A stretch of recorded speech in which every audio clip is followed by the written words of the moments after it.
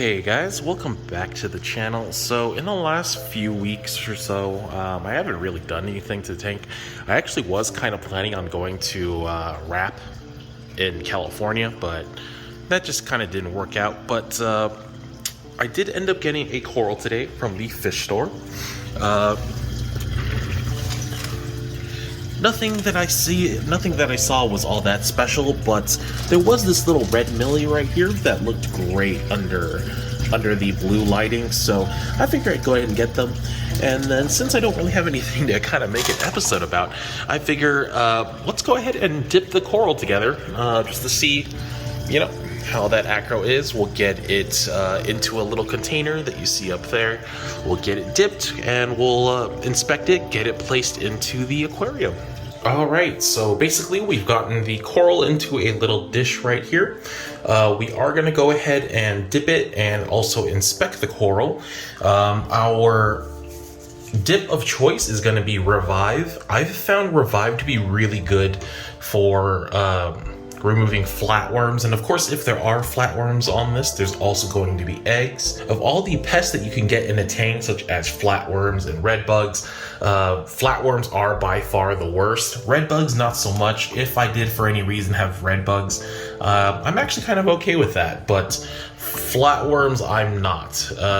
Flatworms, you'll need multiple dips, look for eggs, things like that. It's an absolute pain in the ass. Whereas red bugs was pretty much just the dog pill that you kind of grind up and put into the tank.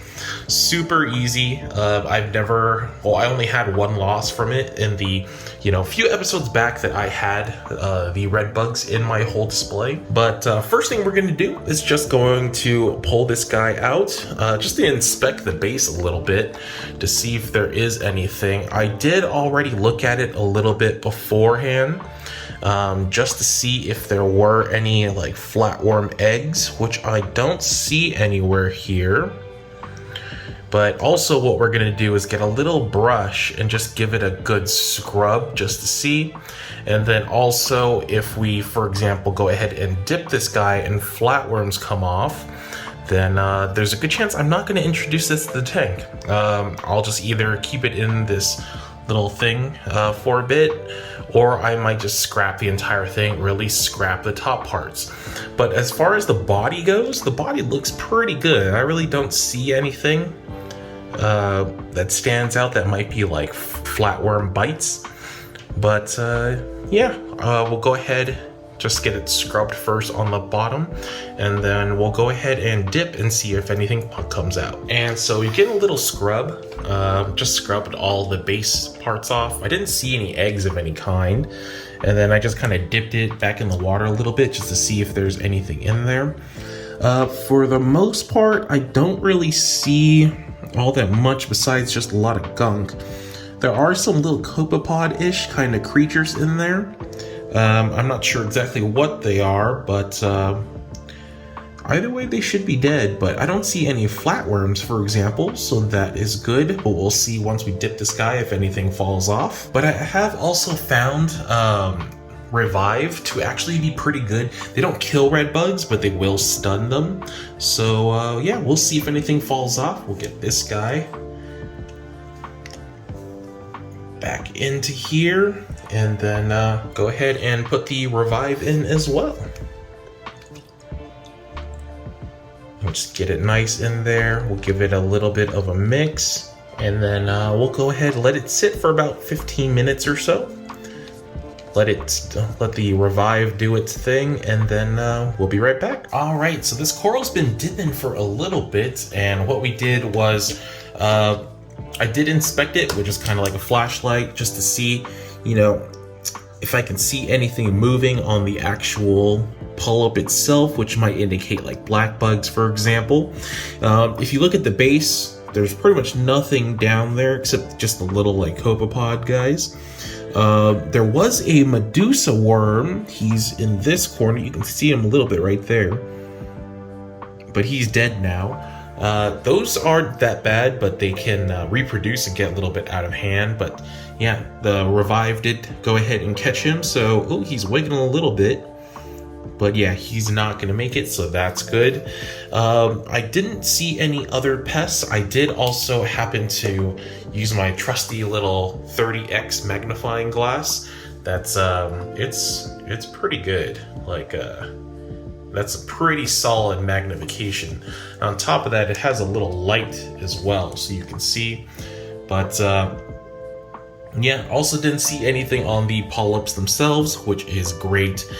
And lastly, you know, people are going to ask me, hey, why don't you just do a quarantine in like a quarantine tank? Unfortunately, I don't have one. And, you know, for a lot of times, it's really obvious kind of why. I'm not the only person living here. I do have like a wife. You know, they won't let me have another tank, unfortunately. But, hey, you know, you have what you have. Some people who have like a 24-gallon tank aren't going to be able to have a quarantine tank either. So the best that we can really do is just, you know, inspect as well as it can, scrub the living crap out of the base right there. I did not see any eggs, like I said. Did not see any flatworms come off of it, besides the one little Medusa. We've looked at it as well as we humanly can, and you know, this piece does look pretty good. Also, it helps if the piece that you have in mind has been at the fish store for a long time. This acro has actually been at the store for about like 2 months or so, I think. Every time I go there, I look at it, but I'm like, nah, I don't want to get it. And every time, you know, I almost get it and I end up not. But, you know, luckily, this time, since I do have the credit, we went ahead and got it. Now, as far as flatworms go, usually kind of what we're looking for is number one, eggs on the base. They're super evident. I think I might have an old picture that I might be able to share with you guys. But like I said, super evident, very easy to notice. Then you would have, of course, the dead flatworms in the actual you know, dip itself.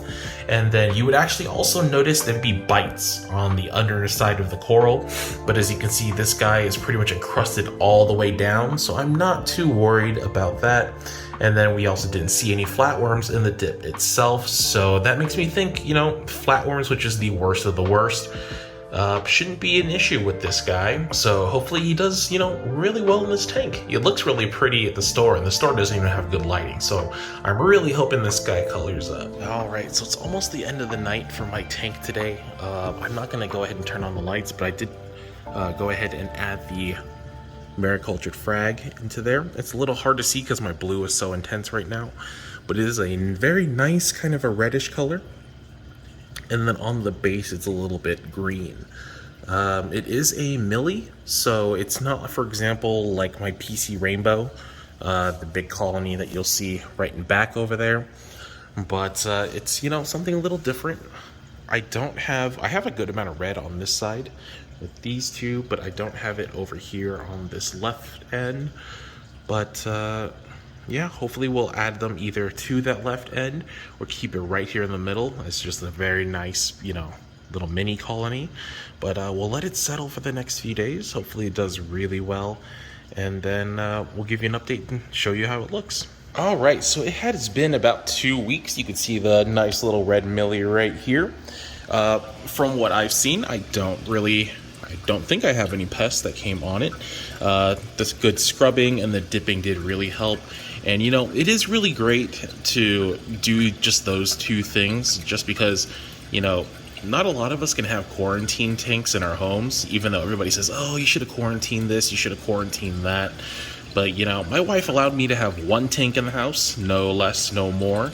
So, you know, I can only do so much really to ensure that I don't have any pests, you know, getting into this tank. But this millie has been pretty nice. Polyps are nice and out. There's no real, you know, recession of any tissue. This little bit in the front right here was already like that, so I'm not too worried about that. And looking at it over the last, you know, week or two, there's no eggs of any kind or any flatworms. There's a kind of a nice green base on this, which is super cool. But because I was afraid, you know, if there was any pests, I didn't mount it. But since For the most part, we should be okay. I think we will go ahead and mount it. The two choices I have are going to be right here where that big turbo snail is in the back, just because I have blue and green, so it'd be nice to have red just to add a little contrast. The other option is going to be right in front of this Duncan where there's that little flat part. I feel like that might actually look pretty good just because there isn't anything there either. Something kind of like that, for example, but we'll go ahead and see. Chances are I'm probably going to put it where that snail is, just because, you know, it's a pretty decent red color and just having it center frame would be nice. But that is pretty much it for today's episode. Thank you guys for watching. Make sure please subscribe if you like my content. And next week, I already know what the topic is going to be. We are going to cut up this super ugly leather. As you can see right here, one of these splits is about ready to drop.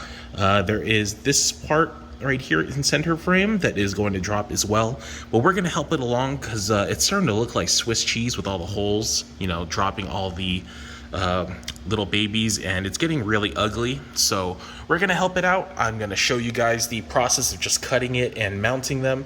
But that is it for today. I thank you guys for watching, and I'll see you on the next one. Peace.